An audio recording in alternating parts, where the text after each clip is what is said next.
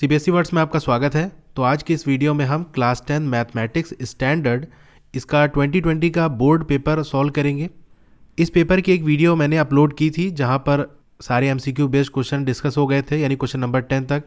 आज उसके आगे के क्वेश्चन हम इसमें डिस्कस करेंगे, यानी जो आपके और भी 1 मार्क्स के क्वेश्चन है अदर देन एमसीक्यू, और 2 मार्क्स के और 3 मार्क्स के जो क्वेश्चन है वो सारे डिस्कस होंगे। अब आप कहोगे कि हमारे एग्जाम में तो एमसीक्यू बेस्ड क्वेश्चन आने वाले हैं जो कि 1 मार्क्स के होंगे, तो हमें नॉन एमसीक्यू करने की क्या ज़रूरत है, या 2 मार्क्स और 3 मार्क्स के क्वेश्चन करने की क्या ज़रूरत है। तो पहले क्या होता था, जो एमसीक्यू बेस्ड क्वेश्चन आया करते थे वो 1 मार्क्स के होते थे और ईजी होते थे, ठीक है। लेकिन अब क्योंकि पूरे पेपर में सारे क्वेश्चन आपके एमसीक्यू बेस्ड होंगे और सबका ही 1 मार्क्स के होंगे, तो ऐसा नहीं कि सारे क्वेश्चन आपके ईजी होंगे। अगर आपने सैम्पल पेपर सीबीएसई का देखा होगा तो आप जानते होंगे कि सेक्शन ए में जो क्वेश्चन है वो ईजी है, लेकिन सेक्शन बी के अंदर थोड़े टफ क्वेश्चन है, कैलकुलेटिव क्वेश्चन है। यानी पहले जो 2 मार्क्स या 3 मार्क्स आया करते थे वो क्वेश्चन सेक्शन बी में आपको मिल जाएंगे, लेकिन मार्क्स सबका बराबर होगा। सेक्शन ए में भी 1 मार्क्स के क्वेश्चन होंगे और बी में भी 1 मार्क्स के होंगे, ठीक है। इसलिए जो प्रीवियस ईयर के 2 मार्क्स और 3 मार्क्स के क्वेश्चन हैं उनको भी प्रैक्टिस करने की ज़रूरत है, क्योंकि उस लेवल के क्वेश्चन भी आपके एग्जाम में पूछे जाएंगे। अब यहाँ पर आपको वैल्यू फाइंड करने को दिया हुआ है, वहाँ एग्जाम में आपको 4 ऑप्शन दे देगा साथ में। जैसे यहाँ पर प्रूविंग के क्वेश्चन की बात कर लें तो यहाँ आपको प्रूविंग को दिया हुआ है, वहाँ पर जो चीज़ यहाँ प्रूव करने की है वहाँ फाइंड करने को दे दे और साथ में 4 ऑप्शंस आपको दे दे। और ऐसा सीबीएसई ने किया है। सैम्पल पेपर में कुछ क्वेश्चन ऐसे थे जो आपकी बुक के प्रूविंग वाले क्वेश्चन है उसको उसने वैल्यू फाइंड वाले क्वेश्चन में कन्वर्ट करके और 4 ऑप्शंस दे दिए, ठीक है। तो ये सारी चीज़ें की जा सकती हैं, इसीलिए हम नॉन एमसीक्यू क्वेश्चंस भी प्रैक्टिस करेंगे। चलिए जब हम क्वेश्चन करेंगे और ज़्यादा आपको चीज़ें क्लियर होंगी। तो क्वेश्चन नंबर 10 तक हमने कर लिया था। एक क्वेश्चन यहाँ पर रह गया था जो कि क्वेश्चन नंबर 4 आपका है, ठीक है। वो जल्दी में इसलिए छूट गया क्योंकि यहाँ पर मैंने सिर्फ इक्वेशन ध्यान दिया और उस समय माइंड में मेरे क्वाड्रेटिक इक्वेशन आ गया, जो कि अब सेकंड टर्म में आएगा, फर्स्ट टर्म में नहीं है।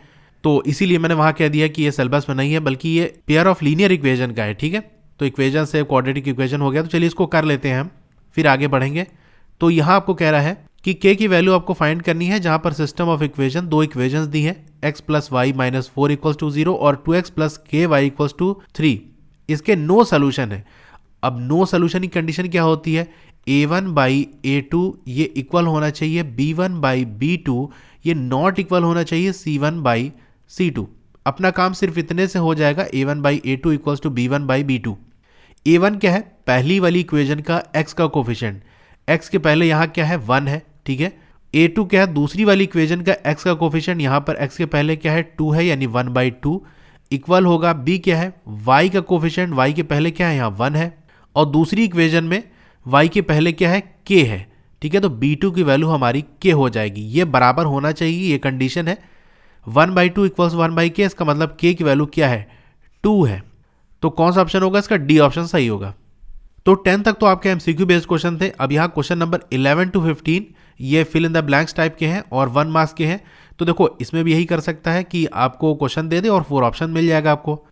अब यहाँ पर उसी चैप्टर या उसी टॉपिक के क्वेश्चन दिखेंगे जो कि आपके सिलेबस में है फर्स्ट टर्म के, और बाकी मैंने यहाँ पर हाइड कर दिया है, ठीक है। तो डायरेक्ट देखो यहाँ क्वेश्चन नंबर 13। अब इसको हम देख लेते हैं। इसमें क्या कह रहा है कि ABC एक इक्विलेटरल ट्रायंगल है जिसका साइड 2a दिया हुआ है। यहाँ आपको बताना है length of one of its altitude. तो इक्विलेटरल ट्रायंगल का जो एल्टीट्यूड होता है वो सारे ही बराबर होते हैं, सब वैल्यू उसकी बराबर होती है, तो किसी एक को भी फाइंड कर लो। और दूसरी बात, एल्टीट्यूड का फॉर्मूला क्या होता है, इक्विलेटरल ट्रायंगल का एल्टीट्यूड का फॉर्मूला होता है √3/2s, यानी s मतलब साइड। अब साइड आपको 2a दिया हुआ है तो यहाँ आप पुट कर सकते हो √3/2 और यहाँ 2a, तो 2 से 2 कैंसिल हो गया, तो a√3 आपका आंसर आ जाएगा। ऐसे भी कर सकते हो या आप कैलकुलेट करके निकाल सकते हो। जैसे आपका ये इक्विलेटरल ट्रायंगल है, इसका साइड आपको सारे 2a दिए हुए हैं, 2a यहाँ पर भी, 2a यहाँ पर भी। आप यहाँ से एक मीडियन ड्रॉ करोगे, ठीक है। ये ऐसे आएगा और ये 90 डिग्री बनाएगा और इस वाली साइड को 2 बराबर हिस्से में बांट देगा, यानी जो अब ये 2a है वो यहाँ से यहाँ तक ये a बचा, ठीक है, और बाकी आपका ये a हो गया। अब यहाँ से आप पाइथागोरस लगा सकते हो। जैसे एल्टीट्यूड को h मान लें तो यहाँ से निकाल सकते हो 2a का होल स्क्वायर इक्वल a का स्क्वायर प्लस h का स्क्वायर हो जाएगा। तो h का स्क्वायर क्या हो जाएगा, 2 2 जा 4, 4a स्क्वायर, और ये a इधर चला जाएगा लेफ्ट साइड, तो माइनस a स्क्वायर। तो h की वैल्यू क्या आ जाएगी, यहाँ से माइनस करोगे तो 3a स्क्वायर, रूट हटाएंगे तो a√3 आ जाएगा। ठीक है, दोनों तरह से आप कर सकते हो। तो इसका आंसर a√3 होगा। क्वेश्चन नंबर 15 है, आपको वैल्यू बतानी है sign square theta plus 1/1 plus tan square theta. इसकी वैल्यू क्या होगी?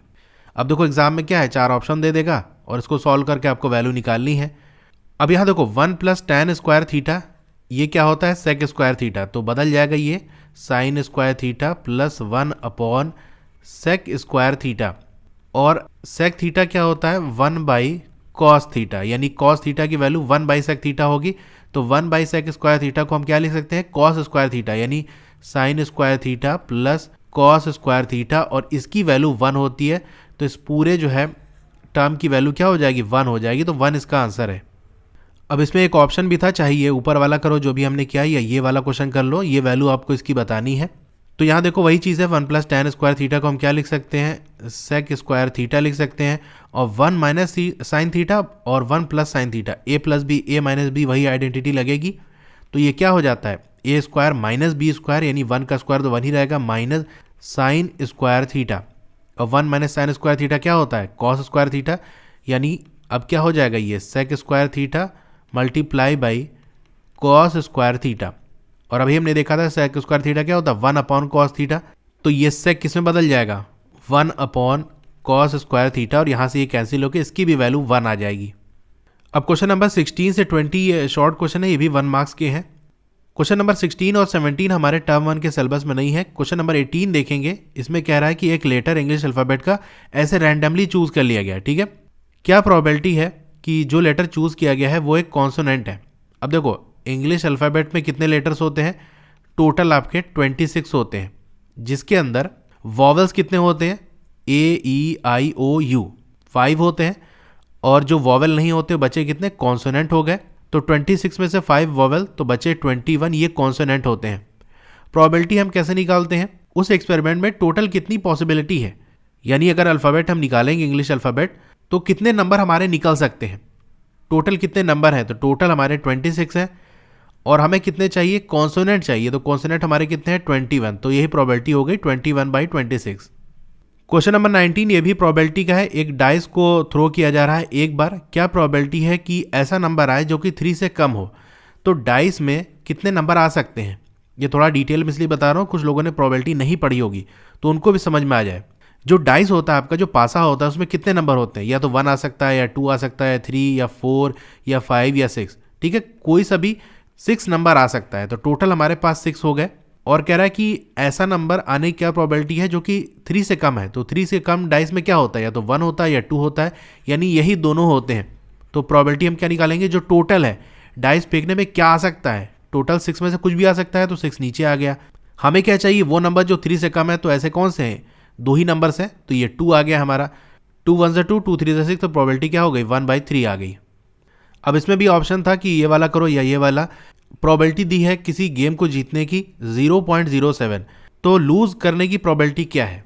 तो यहां पर आपका कॉम्प्लीमेंट्री इवेंट का कॉन्सेप्ट लगेगा, यानी किसी चीज के होने की प्रोबेबिलिटी आपको दी है, जैसे मान लो कोई भी चीज है, उसके होने की प्रोबेबिलिटी आपको दी है कि ये चीज होगी, उसकी प्रोबेबिलिटी आपको A दी है, तो ना होने की प्रोबेबिलिटी होती है 1 - A।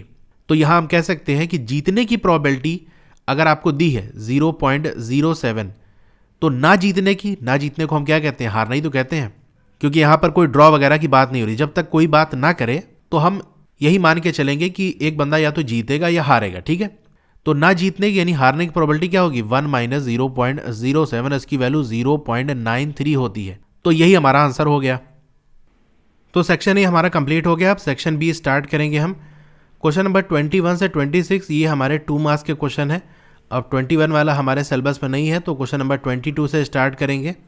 यहाँ देखो ये क्वेश्चन आपका प्रूविंग का था, यानी आपको यहाँ फिगर दी हुई है और कह रहा है कि DE पैरेलल है AC के, यानी जो आपका ये DE है ये पैरेलल है आपके AC के। ठीक है, और DC पैरेलल है AP के, यानी ये जो आपका DC है और ये जो आपका AP है ये पैरेलल है।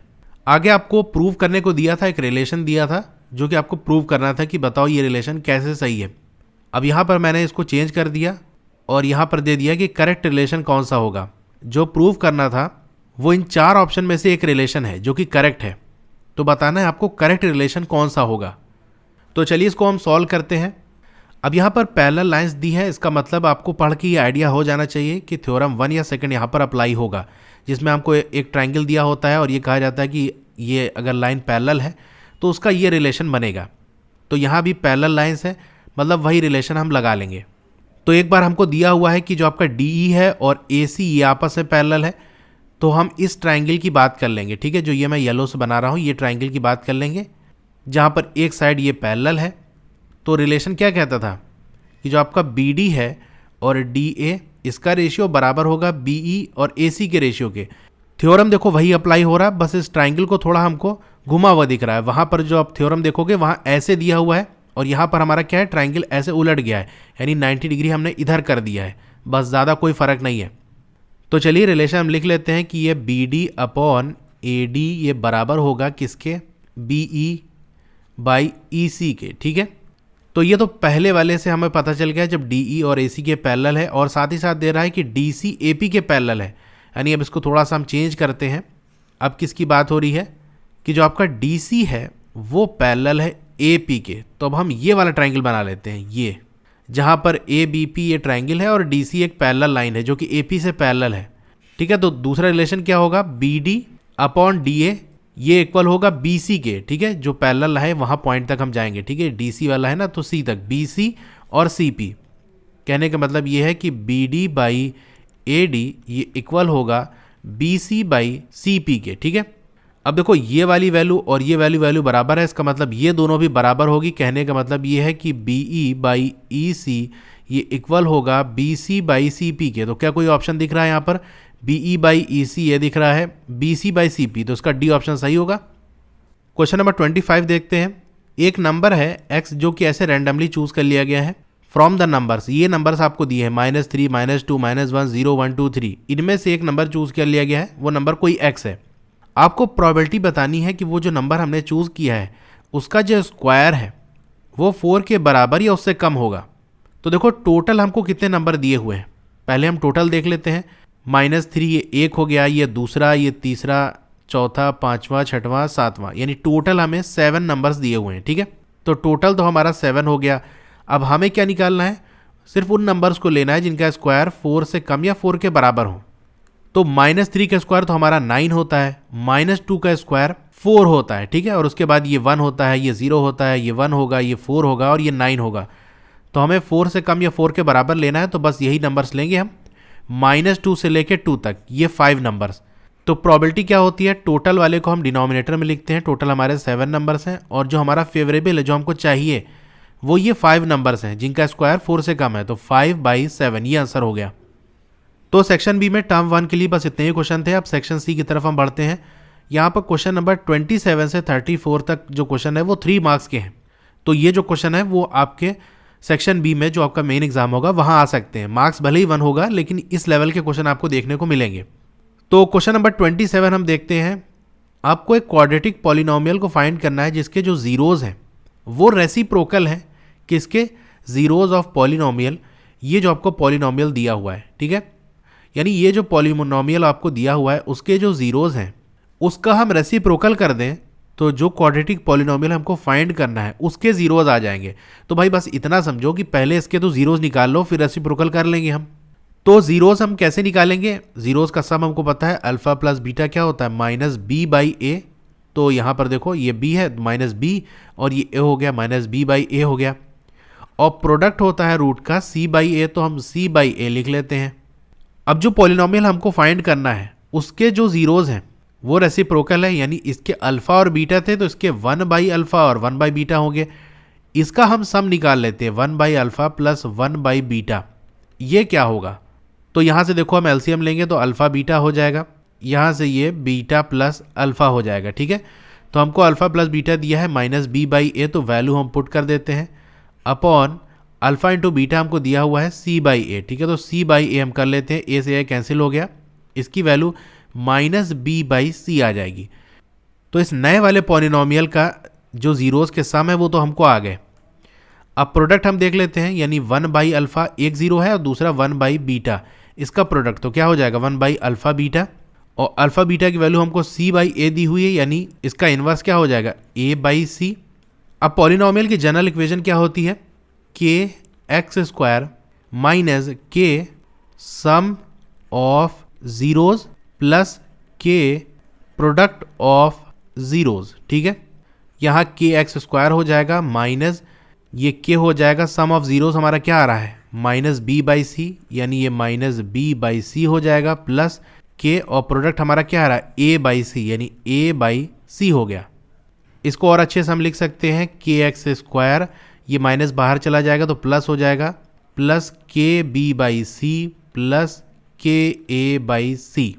अब आपको ये चेक करना पड़ेगा ऑप्शन में कैसे दिया हुआ है। हो सकता है ऑप्शन में आपको क्या दिया हो, सी एक्स स्क्वायर दिया हो, इसका मतलब के की वैल्यू क्या है सी होगी, तो के की वैल्यू अगर आप सी पुट कर दोगे तो यहाँ से सी एक्स स्क्वायर हो जाएगा, प्लस के की वैल्यू सी रखेंगे तो नीचे वाला सी चला जाएगा तो बचेगा बी, और यहाँ एक्स भी होगा ना साथ में, यहाँ साथ में एक्स है। ठीक है, ये एक्स है, बी एक्स हो जाएगा प्लस ए हो जाएगा। तो ये हमारा पॉलिनोमियल बन गया। अब क्वेश्चन नंबर 29 देख लेते हैं। एक फ़्लाइट है जो कि 600 किलोमीटर की है, यानी जो जर्नी है फ्लाइट से जो दूरी तय की जा रही है वो 600 किलोमीटर है, डिस्टेंस आपको दी है। एक एयरक्राफ्ट क्या करता है, उसकी स्पीड स्लो हो जाती है मौसम के ख़राब होने की वजह से। जो एवरेज स्पीड है उस ट्रिप की, यानी 600 किलोमीटर ट्रैवल करने की, वो है 200 किलोमीटर पर आवर। तो बैड वेदर की वजह से क्या है, उसकी स्पीड कम हो जा रही, रिड्यूस हो रही है। तो स्पीड कम हो जाएगी तो ज़्यादा टाइम लगेगा उसको अपनी जर्नी पूरा करने में। तो टाइम ऑफ फ्लाइट क्या हो रहा है, इंक्रीज हो जा रहा है 30 मिनट, यानी आधा घंटा ज़्यादा टाइम लग रहा है। आपको ओरिजिनल ड्यूरेशन बतानी है फ़्लाइट की, यानी जब मौसम बढ़िया है जो नॉर्मल उसकी फ़्लाइट की ड्यूरेशन है वो आपको बतानी है। तो बेसिकली आपको बात किसकी कर रहा है, टाइम की बात कर रहा है, कितनी ड्यूरेशन लगेगी, कितना टाइम ऑफ फ्लाइट उसका है।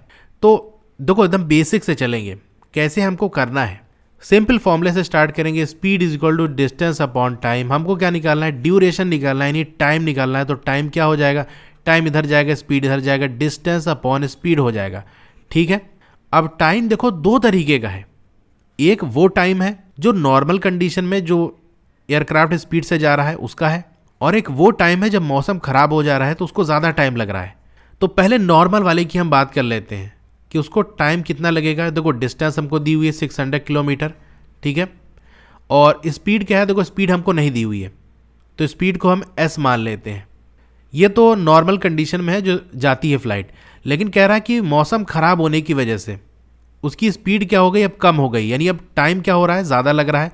तो नया वाला जो टाइम है उसको हम टी डैश मान लेते हैं। ठीक है, डिस्टेंस उतनी है 600 किलोमीटर ही जाना है, लेकिन स्पीड क्या हो गई, रिड्यूस बाई 200 किलोमीटर, यानी अब स्पीड कितनी हो गई, जो पहले थी उसमें से हम 200 माइनस कर देते हैं, इतनी हो गई है। और हमको ये कह रहा है कि अब टाइम क्या हो रहा है, वो 30 मिनट ज़्यादा लग रहा है, यानी टी डैश वाला जो टाइम है, नया वाला टाइम, वो पहले वाले टाइम में हम 30 मिनट प्लस कर दें, उतना है। ठीक है, अब ये टी इधर चला जाएगा तो टी डैश माइनस टी की वैल्यू क्या हो जाएगी, 30। अब इसी को हम पुट कर देते हैं, टी डैश की जगह हम 600 बाई एस माइनस 200 लिख देते हैं, माइनस इस टी की जगह हम 600 बाई एस पुट कर सकते हैं, और ये किसके बराबर होगा, 30 मिनट के। अब देखो जो स्पीड दी है हमको वो किलोमीटर आवर्स में दी है, डिस्टेंस हमें किलोमीटर में दी है, तो इस मिनट को भी हम क्या करेंगे, आवर में कन्वर्ट करेंगे, यानी इसको हम 60 से डिवाइड कर देंगे तो हमारा आवर्स में आ जाएगा, यानी 1/2 आवर्स, यानी आधा घंटा। अब इस इक्वेशन को आपको सॉल्व कर लेना है सिंपली। यहाँ से आप एलसीएम ले लो तो आपका s माइनस 200 हो जाएगा और ये s हो जाएगा, तो यहाँ से 600 s हो जाएगा माइनस 600 s माइनस 200 हो जाएगा, ये इक्वल हो जाएगा 1/2 के। अब क्रॉस मल्टीप्लाई कर देंगे तो हमारा क्या हो जाएगा, ये 1200 s माइनस 1200 s, और इस ब्रैकेट को भी ओपन कर लेंगे तो ये माइनस रहेगा और यहाँ माइनस और ये माइनस प्लस हो जाएगा, तो प्लस 24 और ये 40, यानी 2,40,000, ये इक्वल होगा एस स्क्वायर माइनस 200 एस के। अब देखो ये और ये तो माइनस होकर 0 हो जाएगा, ये 2,40,000 राइट साइड चला जाएगा, तो इक्वेशन हमारी फाइनली क्या बन जाएगी, s square minus 200 s minus 24,0,0,0 equal to 0। ये इक्वेशन आपके सामने बन गई। अब s की वैल्यू यहाँ से आपको निकाल लेनी है। स्प्लिटिंग द मिडिल टर्म की हम बात करेंगे, यानी इस माइनस 200 को इस तरह से डिवाइड करो a और b किसी नंबर में कि जब हम ऐड करें तो माइनस 200 आए, और जब मल्टीप्लाई करें तो माइनस 2,40,000 आए। तो बस इस पे ध्यान दो कि इधर 2 है, उधर 24 है। अब 24 को किस तरह से हम तोड़ें कि उन दो नंबर के बीच का डिफरेंस 2 आ जाए। तो 24 को हम क्या लिख सकते हैं, 1 इंटू 24 लिख सकते हैं, इससे भी काम नहीं बनेगा। 2 इंटू 12 लिख सकते हैं, 3 इंटू 8 लिख सकते हैं, इससे भी काम नहीं बनेगा। 4 6 या 24। देखो अब ये काम बन गया। 4 और 6 के बीच में डिफरेंस कितना है, 2 का डिफरेंस है। यानी हम ये लिख सकते हैं -600 प्लस 400, ये दो टर्म ले सकते हैं। इसको मल्टीप्लाई करोगे तो 2,40,000 आ जाएगा आपका, 6 4 24, और ऐड करने पे -200 आ जाएगा। यानी अब हमें पता चल गया कि किसमें ब्रेक करना है। तो ये s स्क्वायर हो गया -600s plus 400s minus 240000 equal to 0। यहाँ से s हम कॉमन ले लेंगे, s -600 हो जाएगा, प्लस यहाँ से हम 400 कॉमन ले लेंगे, माइनस 4 6 या 24, तो ये 600 हो जाएगा इक्वल्स टू 0। यहाँ से s की वैल्यू एक तो 600 आ जाएगी, दूसरी -400। भाई स्पीड आपकी निगेटिव नहीं हो सकती, इसलिए हम पॉजिटिव वाला लेंगे। यानी s की वैल्यू कितनी होगी, 600 किलोमीटर पर आवर। तो ये तो हमारी स्पीड निकली है, हमको टाइम निकालना है, ओरिजिनल वाला टाइम निकालना है। तो ओरिजिनल वाला हमने क्या माना था, देखो ये माना था t = 600/s। तो हम t निकाल लेंगे क्या, 600, और s हमारा क्या है 600। तो ये हो गया, t की वैल्यू हमारी क्या आ गई, 1 आवर, यानी 1 घंटा। तो फ्लाइट की ड्यूरेशन क्या होगी हमारी, 1 आवर्स। तो ये हो गया इसका आंसर। क्वेश्चन नंबर 30 की बात कर लें। यहाँ पर हमको दिया हुआ है कि एक पॉइंट है c -1, 2, ये डिवाइड कर रहा है इंटरनली, एक लाइन सेगमेंट है जो कि दो पॉइंट a2,5 और bx,y को ज्वाइन करने से बनना है। रेशियो आपको दिया हुआ है, आपको बताना है कि b के कोऑर्डिनेट्स क्या होंगे, यानी जो x y है यही आपको निकालना है। तो देखो इसको मैंने शॉर्ट ट्रिक से आपको बताया था कि कैसे आपको याद करना है।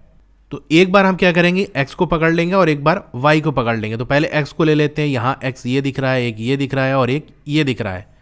तो जो पॉइंट डिवाइड कर रहा है उसकी वैल्यू लिख लेंगे। तो x लिया है हमने तो -1 ले लेंगे। c पॉइंट डिवाइड कर रहा है ना, ये इक्वल होगा किसके, देखो ये जो रेशियो दिया है इसका पहला वाला दूसरे वाले पॉइंट से जाके मल्टीप्लाई होगा, यानी ये 3 किससे मल्टीप्लाई होगा, x से, 3x प्लस, और जो दूसरा वाला आपको दिया हुआ है ये पहले वाले पॉइंट से जाके मल्टीप्लाई होगा, यानी 2 इंटू 4, 4 इंटू 2, इस तरह से हो जाएगा, अपॉन जो रेशियो है 3 और 4 इसका एडिशन, 3 + 4 क्या होता है 7।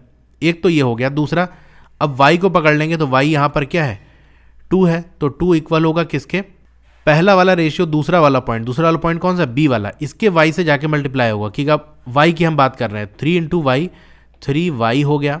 और दूसरा वाला जो रेशियो है क्या है, ये 4, वो पहले वाले पॉइंट के y से मल्टीप्लाई होगा, यानी 4 इंटू 5 प्लस 4 इंटू 5 अपॉन 7। अब यहाँ 7 इधर चला जाएगा, -7 इक्वल 3x प्लस 4 2 = 8, और यहाँ से 7 2 = 14 इक्वल्स 3y प्लस 4 5 = 20। यहाँ से x की वैल्यू -5 और यहाँ से y की वैल्यू -2 आ जाएगी। तो bx, y हमारा क्या हो जाएगा, -5, -2। यही है कोऑर्डिनेट्स b के। अब क्वेश्चन नंबर 31 देखते हैं। आपको नीचे एक फिगर दी हुई है जहाँ एंगल d और एंगल e बराबर है, और ये रिलेशन आपको दिया है AD/DB बराबर है AE/EC के, यानी AD/DB ये बराबर है AE/EC के। अब देखो ये भी प्रूविंग वाला था कि आपको प्रूव करना था कि ये ट्रायंगल ये वाला है। यहाँ मैंने ऑप्शन दे दिया कि बताओ कौन वाला है ये ट्रायंगल, ये क्या होगा, इक्विलेटरल होगा, राइट एंगल होगा, आइसोसेलेस ट्रायंगल होगा, या कोई नहीं होगा। तो देखो पहली चीज़ आपको यहाँ पर दी हुई है एंगल D और एंगल E बराबर है। कोई सा भी ट्रायंगल है जिसके अगर दो एंगल्स बराबर है, मान लो ये और ये बराबर है, तो वो ट्रायंगल क्या होगा, आइसोसेलेस ट्रायंगल होगा, क्योंकि अगर दो एंगल बराबर है तो उसके दो साइड्स भी बराबर होंगे। अब इसमें एक एक्सेप्शन होता है कि अगर जो एंगल्स हैं आपके वो 60 डिग्री हैं, तो ये 60 डिग्री, ये 60 डिग्री, तो ये भी 60 डिग्री हो जाएगा। उस केस में ये इक्विलेटरल ट्रायंगल बन जाएगा। लेकिन इक्विलेटरल तभी बनेगा जब एंगल्स की वैल्यू 60 डिग्री होगी। अदरवाइज कोई सा भी केस ले लो, अगर दो एंगल्स बराबर है तो वो आइसोसेलेस बनेगा। तो हम ये कह सकते हैं जो ट्रायंगल ADE है वो आइसोसेलेस तो हर केस में होगा, हर हाल में आइसोसेलेस तो होगा। लेकिन हमें ट्रायंगल BAC के बारे में बात कर रहा है, नहीं, ये बड़े वाले ट्रायंगल के बारे में बात कर रहा है। तो देखो ये रिलेशन जो हमको दिया है AD/DB = AE/EC, इस रिलेशन से हम अकॉर्डिंग टू थ्योरम नंबर 2 हम ये कह सकते हैं कि जो DE लाइन है और BC लाइन है ये आपस में पैरेलल होगी, और अगर ऐसा है तो ट्राइंगल ADE ये सिमिलर होगा ABC के, ठीक है। यानी जैसा ट्राइंगल ये ADC है वैसा ही ABC होगा। ADE अगर आपका आइसोसेलेस है तो ABC भी आपका आइसोसेलेस ट्राइंगल होगा, जो कि C ऑप्शन होगा। अब आप कहोगे कि अभी मैंने बताया था कि इक्विलेटरल भी हो सकता है। अगर एंगल हमारा ये 60 डिग्री है तब तो फिर सारे ही 60 डिग्री हो जाएंगे उस केस में। तो कभी भी किसी क्वेश्चन में ऐसा आ जाए कि दो ऑप्शन आपके सही हो, तो उस ऑप्शन को चूज किया जाएगा जो हर हाल में, हर कंडीशन के अंदर सही हो रहा हो। तो यहाँ तो वैसे ही हम देखें तो दोनों ऑप्शन सही होंगे आपके, A भी और C भी। लेकिन आपको चूज एक ही करना है, तो आप कौन सा चूज करोगे? जो हर हाल में बराबर होगा, क्योंकि आपको वैल्यू नहीं दी कि D की वैल्यू क्या है। अगर तो आपको वैल्यू दी होती कि एंगल D बराबर है एंगल E की और ये बराबर 60 डिग्री की है, तब आप इक्विलेटर लगाते, अदरवाइज आप आइसोसेलेस ट्रायंगल लगाओगे, ठीक है। तो ये हो गया हमारा क्वेश्चन। क्वेश्चन नंबर 33 देख लेते हैं। आपको दिया हुआ है कि sine theta plus cos theta की वैल्यू √3 है। प्रूव करना है कि tan theta plus cot theta की वैल्यू 1 है। तो देखो ऐसा ही क्वेश्चन आपके सैम्पल पेपर में दिया हुआ है, एग्जाम्पलर से उसने क्वेश्चन उठाया, प्रूविंग का क्वेश्चन था। वहाँ पर सिंपली आपको कह दिया find the value of tan theta plus cos theta cot theta, और ये ने हटाकर आपको 4 ऑप्शन दे दिए। तो एग्जाम में ऐसा क्वेश्चन आ सकता है कि प्रूविंग की जगह बदल के वो आपको वैल्यू फाइंड करने को दे दे। तो चलिए हम इसको देख लेते हैं। इस हिसाब से हम करेंगे कि बेसिकली हमको tan theta plus cot theta की वैल्यू निकालनी। 1 को आप भूल ही जाओ, क्योंकि आएगा क्वेश्चन तो ऐसे आपको ये वैल्यू न दी होगी, ऑप्शन में दिया होगा। तो sine theta plus cos theta हमारा √3 है, tan theta plus cot theta हमको निकालना है। जब कभी आपको ऐसा हो, ट्रिग्नोमेट्री की बात कर रहा हूँ, कि आपको जब समझ में ना आए कि क्या करना है क्वेश्चन में, कैसे आगे बढ़े, तो एक चीज़ याद रखना, हर चीज़ को आप साइन और कॉस में बदलने की कोशिश करना। यानी टैन और कॉट को हम साइन और कॉस में बदल लेते हैं, तो टैन थीटा हमारा होता है sine theta upon cos theta, plus cot theta हमारा क्या होता है cos theta upon sine theta. इसको अगर एलसीएम ले लें तो कॉस थीटा साइन थीटा हो जाएगा। न्यूमरेटर में हमारा ये साइन स्क्वायर थीटा प्लस ये कॉस स्क्वायर थीटा हो जाएगा, ठीक है। और इसकी वैल्यू हमारी 1 होती है, यानी 1 upon cos theta sine theta. इसकी वैल्यू बेसिकली आपको बतानी है। तो देखो साइन और कॉस में बदल गया, यहाँ साइन और कॉस का एडिशन दिया हुआ है, हमको साइन और कॉस का प्रोडक्ट बताना है। इसको अगर स्क्वायर कर दे दोनों साइड तो हमको प्रोडक्ट मिल जाएगा, यानी a प्लस बी अगर आपको दिया है, इसको स्क्वायर कर दोगे तो a square plus b square plus 2ab आ जाएगा, और यहाँ देखो a और b का प्रोडक्ट आपको मिल जाएगा। तो इसको स्क्वायर कर देंगे sign theta plus cos theta को, तो sign square theta plus cos square theta plus 2 sine theta cos theta, और √3 का स्क्वायर तो हमारा 3 हो जाएगा। इसकी वैल्यू 1 होती है, ये 1 चला जाएगा राइट साइड, यानी 2 साइन थीटा कॉस थीटा को हम क्या लिख सकते हैं 3 - 1 2 हो जाएगा। ये 2 जाकर यहाँ डिवाइड हो जाएगा, तो साइन थीटा और कॉस थीटा की वैल्यू हमारी 1 आ जाएगी। तो यहाँ पर हम पुट कर देंगे 1/1 और इसकी वैल्यू 1 हो जाएगी। तो यही हमारा आंसर है। अब सेक्शन डी में सारे ही वो क्वेश्चन हैं जो आपके इस टर्म 1 के लिए इंपॉर्टेंट नहीं है, यानी या तो सिलेबस के बाहर के हैं या ऐसे क्वेश्चन हैं जो आपके पूछे नहीं जा सकते यहाँ पर, ठीक है। तो सेक्शन डी में कोई भी क्वेश्चन आपके लायक नहीं है। तो बस ये इतना क्वेश्चन था। इस पेपर के अंदर जितने भी क्वेश्चन इस बार आपके जो बोर्ड एग्जाम है उसके हिसाब से जो इंपॉर्टेंट थे वो सारे मैंने करा दिए। आपका रिस्पांस अच्छा रहा तो और भी मैं वीडियोस डालूंगा। ऐसी ही और वीडियोस अगर आपको देखनी है तो वीडियो के नीचे राइट साइड कॉर्नर में एक ट्रायंगल जैसा बना होगा, एरो जैसा, उस पर आप क्लिक करोगे तो डिस्क्रिप्शन ओपन हो जाएगा। वहाँ प्लेलिस्ट का आपको लिंक मिल जाएगा। उस प्लेलिस्ट को विजिट करके वहाँ से और वीडियोज़ देख सकते हो। और भी सब्जेक्ट के प्लेलिस्ट का लिंक भी आपको डिस्क्रिप्शन में मिल जाएगा, तो वहाँ से देख सकते हो। तो आपको ये वीडियो कैसी लगी कमेंट करके ज़रूर बताइए। अच्छी लगी हो तो लाइक करिए, और अगर आप चैनल पर नए हैं तो चैनल को सब्सक्राइब ज़रूर करिए। उसके बगल में एक बेल का आइकन होगा, उसको दबा के जब ऑल पे क्लिक कर देंगे तो नई वीडियो आते ही आपको मैसेज आ जाएगा। मिलते हैं फिर अगली वीडियो में। Thank you.